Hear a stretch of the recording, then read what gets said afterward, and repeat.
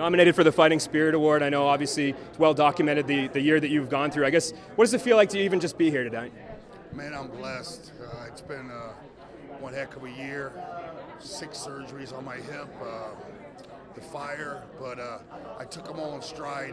You know, good things and bad things are going to happen to you.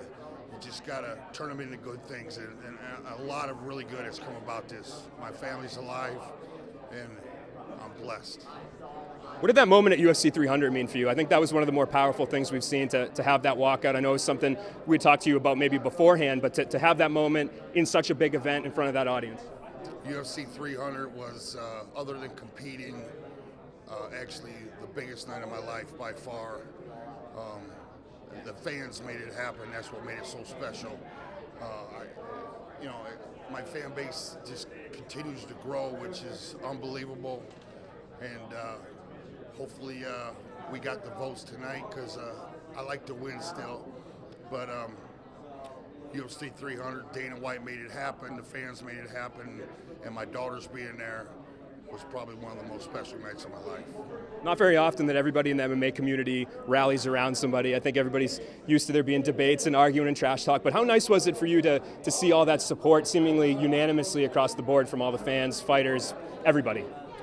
It was just truly unbelievable.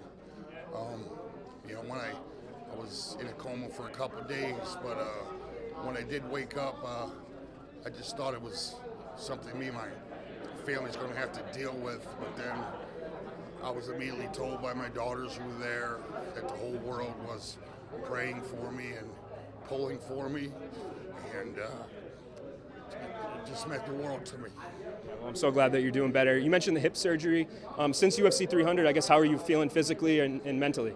I've had 6 hip replacements this year alone, and I just took them all in stride. I used it to motivate me, and the more the pain, the bigger the reward. And right now I'm 3 months post my last surgery, so I'm 3 months out of the woods. Hopefully we got this infection taken care of, and I can get back on my grind, because I got big things to do. All right, I got a question for the original, the godfather of ground and pound. We got these new rules, right, where now the knees are coming back. Now, you were in the era where the headbutts were allowed, everything was allowed, and then they got taken away, but now it's coming back. What do you think that'll mean to the fellow grapplers like yourself, the wrestlers? It's a big difference. It changes the sport.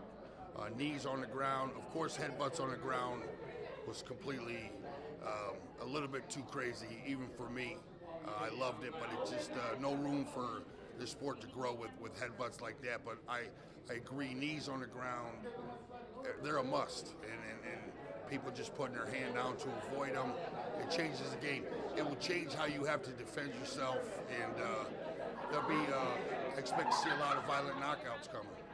And then Hammer, I got another one for you.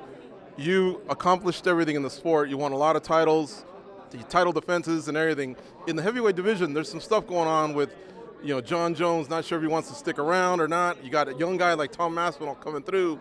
What would be your advice to him? Could it ruin his legacy if he kind of steps away maybe a little too soon, or do you think he has the right to just call his shots and bow out? Oh, he definitely has the right to do whatever he wants. He's undefeated, the greatest of all time. But deep down, I feel like John Jones is too good to not test himself against Tom Masvidal, who is fantastic, only he's a very, very big guy. He's lightning fast, he's agile, he can do it all. That's the fighter everybody wants to see. It's up to Dana White to make it happen. John just wants paid, it's that simple. And which side would you lean on, the veteran in John Jones or the young gun, the up-and-comer? Who would be your early lean if you had to pick one? Well, it's definitely a tough one, but I don't see how you can bet against John Jones. What he showed his last fight against Stipe, just pure domination, and his athleticism hasn't slowed down a bit. He's big, he's strong, he's fast.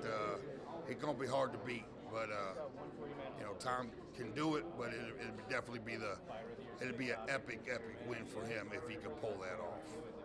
Thanks for the time. It's great to see you, and good luck tonight.